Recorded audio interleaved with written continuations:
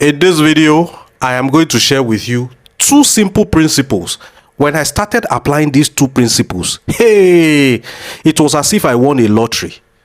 I started saving more money. See, my income did not increase. No, but it was magical. I started saving more money. Okay, I started having more money. I was never broke again. Just two principles, and I'm going to share them with you in this video. If you are excited already, don't leave anybody out. Your friends on social media, your neighbors, everybody, hit the share button and start sharing it with them, because this is going to change your entire mentality about money. Stick around. Make sure you watch the video right till the end. I'll be back shortly.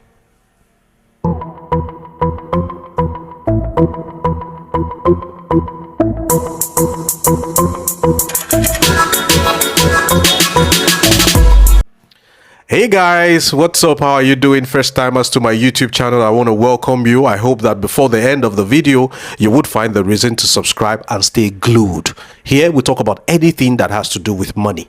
Okay, and to my returning subscribers and viewers, salute. Like in the military, it's a pleasure having you back on this YouTube channel. For without you, there'll be no me. Thank you all for supporting this YouTube channel. Now, straight to business. Now, two rules that is going to increase your money management, and you're going to be making more money and keeping more money and saving more money and investing more money, even without increasing your income. These rules will make you a tad bit richer than you are already. Now, this is all about money management.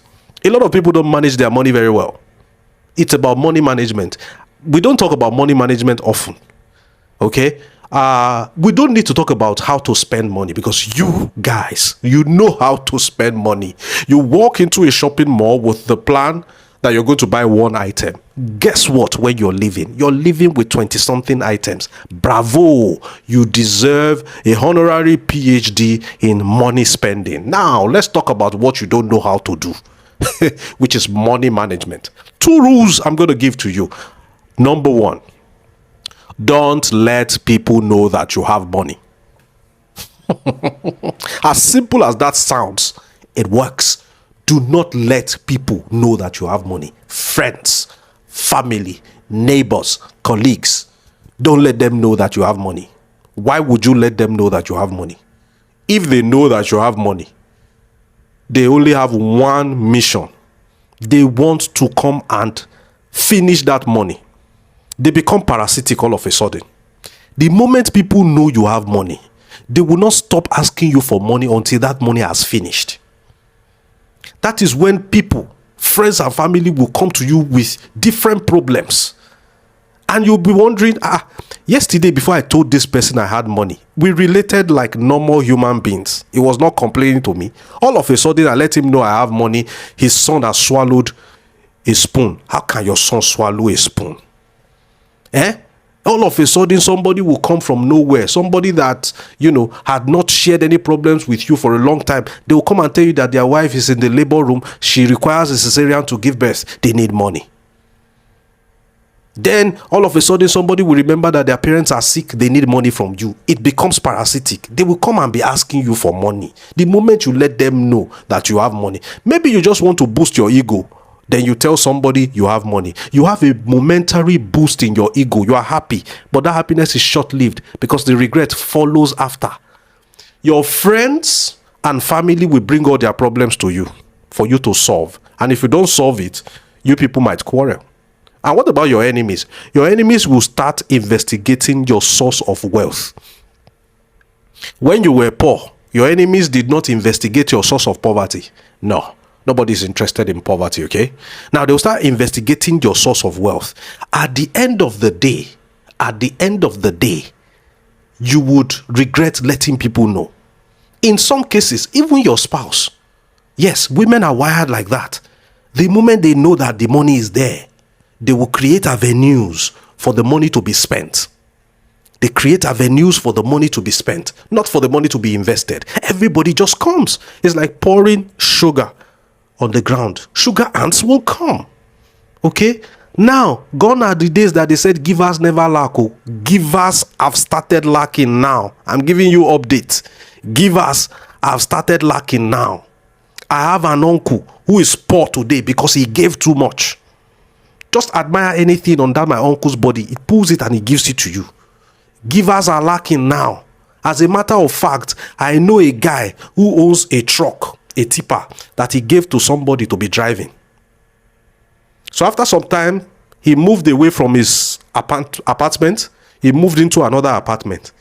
Few months later, he realized that his landlord is the driver of his truck. The driver of his tipper is his landlord. He is still a tenant. Givers never lack. You know, he is a giver. He's a cheerful giver. The driver comes to him, gives him cock and bull story. Oh, the tipper was not working. I've not worked for XYZ number of days. Meanwhile, the driver is using that vehicle to solve his own financial problem, using the vehicle to create wealth for himself and giving stories to the owner. Because he's a good guy. He's a giver. He doesn't want to frustrate the driver. He leaves the truck with the driver. Later, he has now become the tenant of his own truck driver. The owner of the truck is a tenant. The driver, who is supposed to be paying remittances to the owner, is the landlord. Take rule number 1 seriously. Don't let people know that you have money. Rule number 2, spend less than you earn. Simple. Spend less than you earn. Why should you spend less than you earn? So that you can save 10% of every income you get. Now, calm down. Let me prove to you that you are not as poor as you think.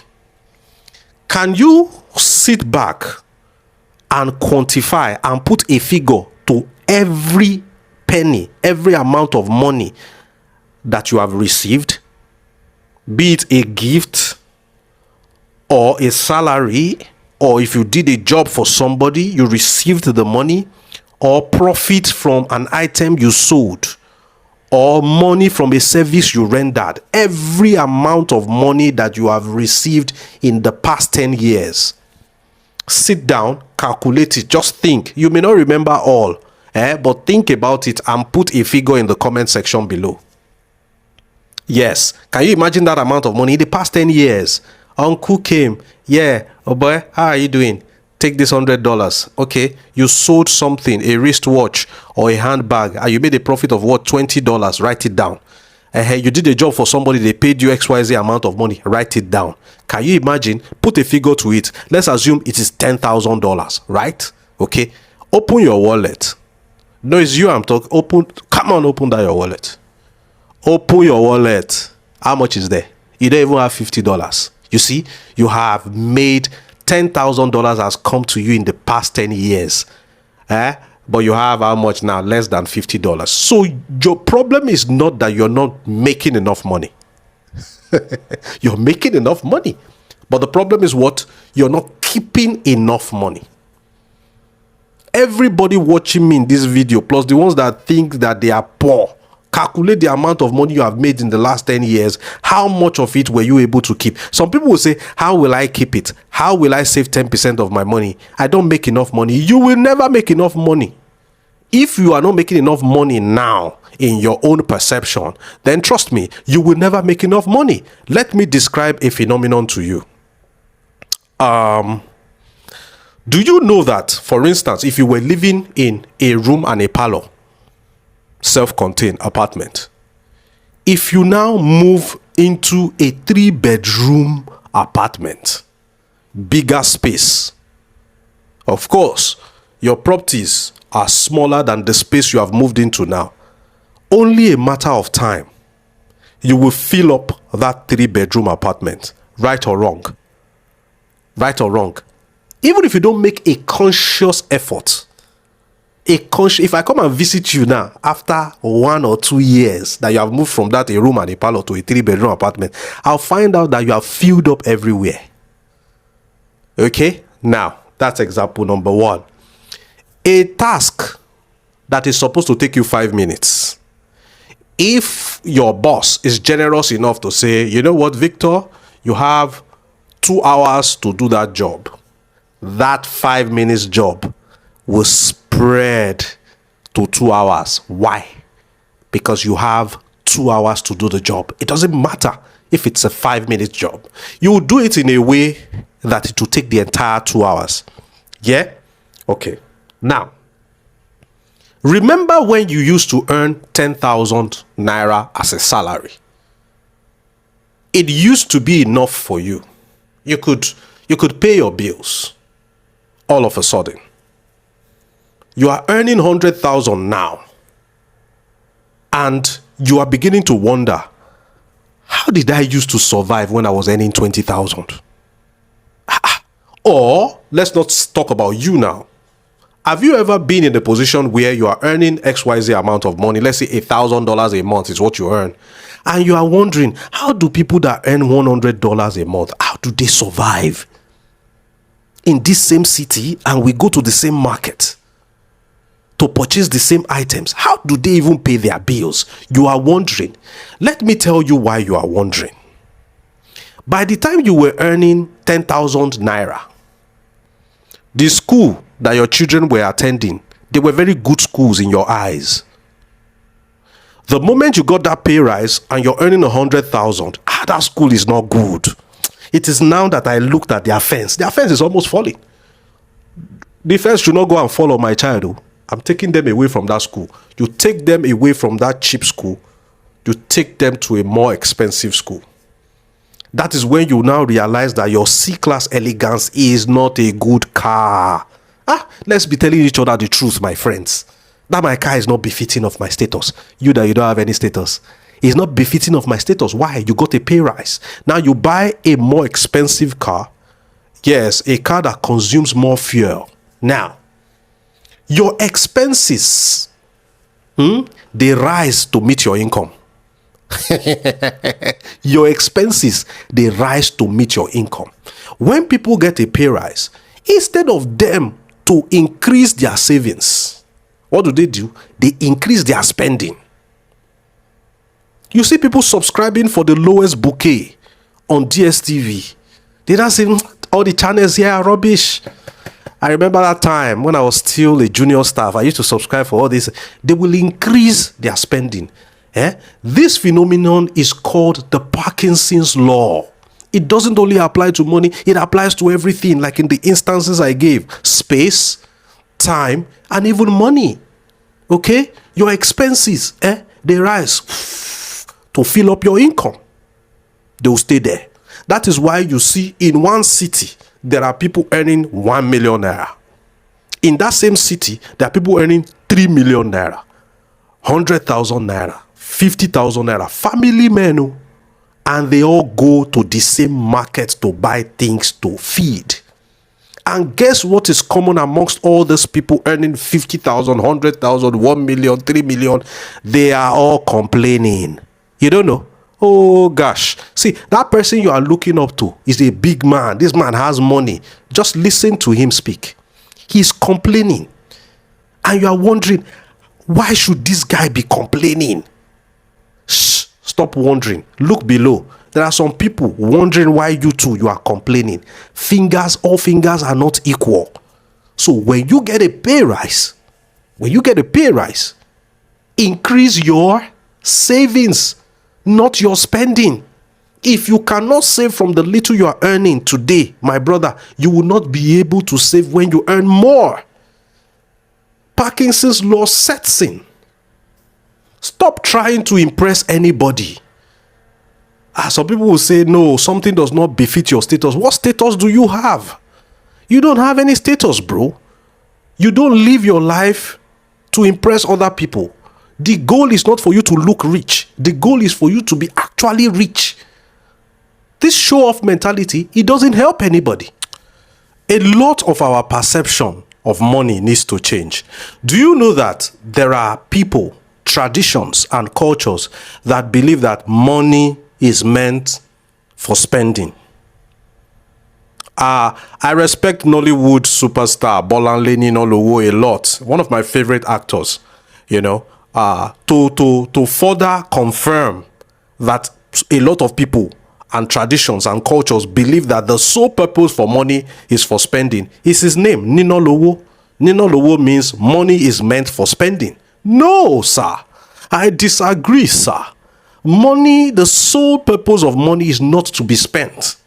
Money can be saved. Money can be invested. Let's go to the Bible. Let me show you something real quick. The book of Proverbs, chapter 21, verse 20. Let me read verse 20. It says, there is treasure to be desired and oil in the dwelling of the wise, but a foolish man spendeth it up. You see, the wise man, he stores it. The foolish man does what? Spends it. If you have the mindset that money is meant to be spent, the sole purpose of money is for spending, then the Bible, not me, says you are a fool, sir. Yeah, not me. The Bible says you are a fool, ma. Not me. I'm innocent. Okay?